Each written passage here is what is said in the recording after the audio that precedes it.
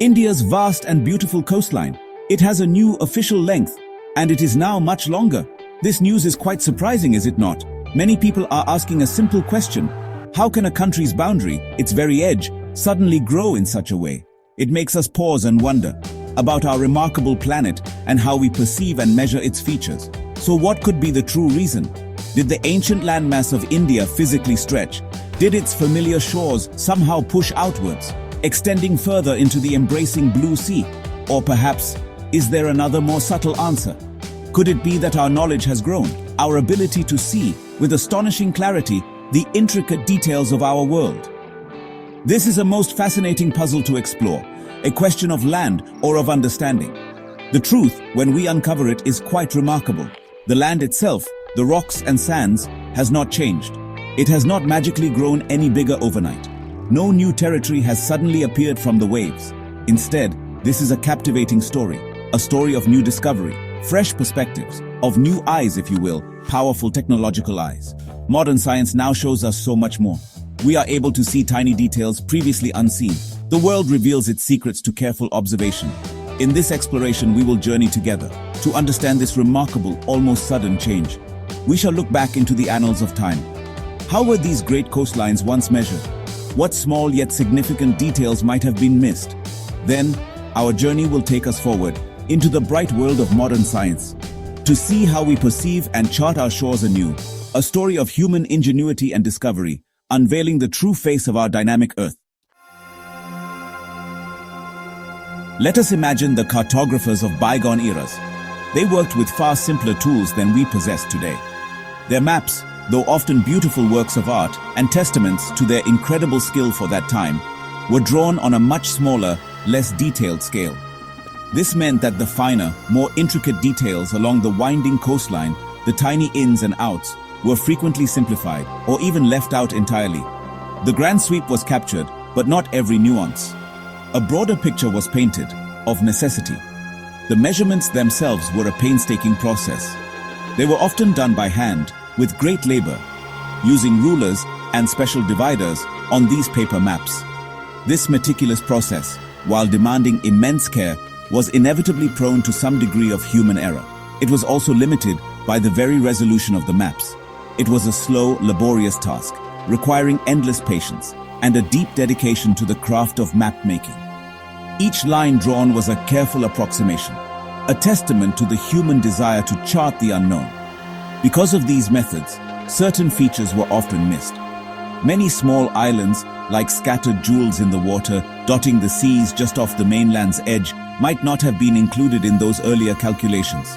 Think of tiny uninhabited islets, green specks in the blue.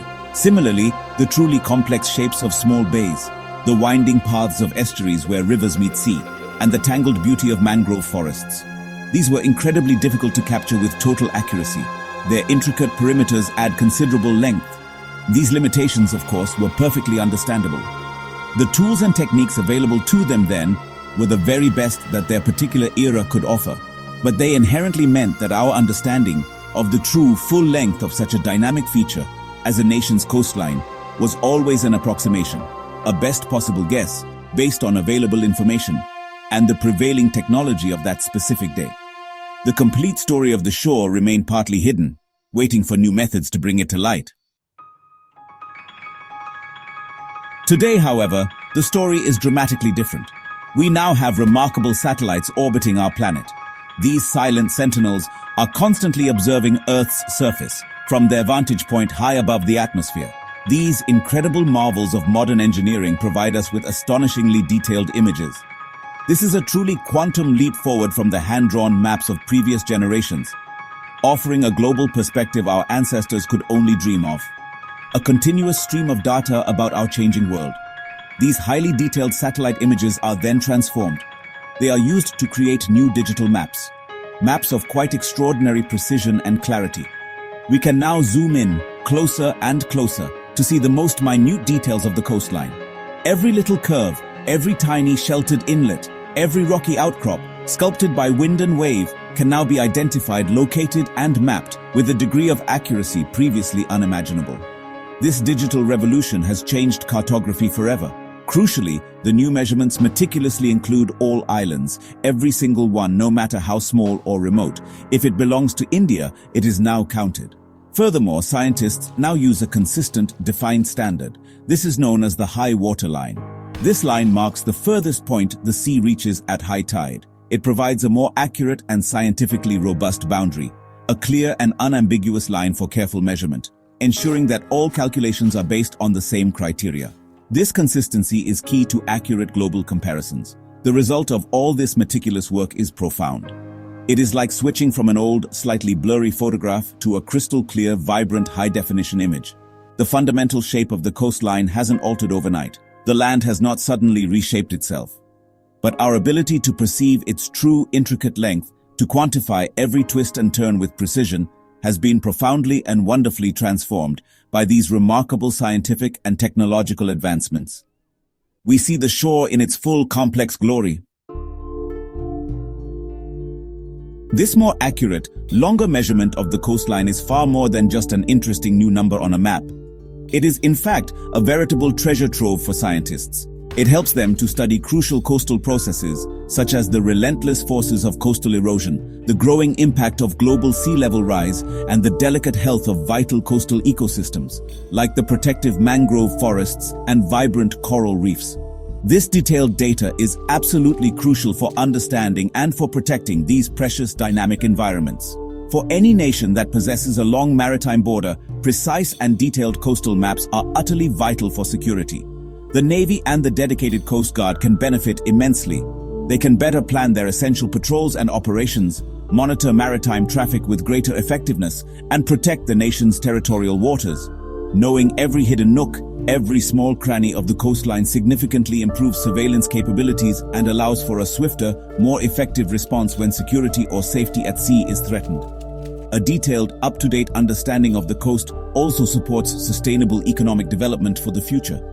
It significantly aids in the careful planning processes for new ports, for expanding harbors, and for coastal infrastructure. It also helps in managing valuable coastal tourism and the vital fisheries that support many communities. Managing these resources more effectively and responsibly ensures that they are used wisely and sustainably for the long-term benefit of local people and for the economic prosperity of the entire nation. Furthermore, knowing the true extent and the specific nature of this newly detailed coastline allows for far better management of all the diverse coastal resources found there. This includes everything from potential mineral exploration beneath the seabed in a responsible manner to the critical conservation of rich biodiversity, the unique plants and animals that call these shores home. It empowers us as a global community to make more informed, more intelligent decisions about how we interact with this dynamic and precious zone. So we return to our initial intriguing question. India's ancient landmass did not physically stretch itself. It did not expand out into the surrounding ocean. The mountains, the plains, the rivers remain as they were. What changed, profoundly and wonderfully so, is our collective knowledge, our human understanding. We have, in essence, peeled back a layer of approximation. A veil of lesser detail has been lifted to reveal a more intricate, a more complete truth, a truth that was always there, lying beneath, just waiting. This remarkable story serves as a powerful testament, a clear demonstration of the incredible power of modern science and innovative technology. It shows, with beautiful clarity, how new tools and new ways of observing and thinking can refine and deepen our understanding of the world that surrounds us every single day. Even features as fundamental and seemingly fixed as the very shape and extent of our country's edge. It is indeed a continuous journey of discovery. Each new piece of knowledge, each fresh discovery, like this more accurate measurement of India's coastline, adds another valuable piece to our collective understanding. It allows us as individuals and as societies to make better, more informed decisions for our future, to protect our shared global environment more effectively, and to manage our planet's precious resources more wisely. Knowledge, carefully gathered and thoughtfully applied, empowers us to become better stewards of our Earth, the only home we have ever known. The world around us is filled with countless wonders. Many are still waiting patiently to be understood, to be seen with even greater clarity and detail. As our sophisticated tools and our meticulous techniques improve, we will undoubtedly continue to refine our maps. Not just our maps of coastlines, vast and varied, but of all the myriad aspects of our universe, from the smallest particles to the grandest galaxies. The noble quest for knowledge is a journey without end, always leading us towards new, exciting horizons.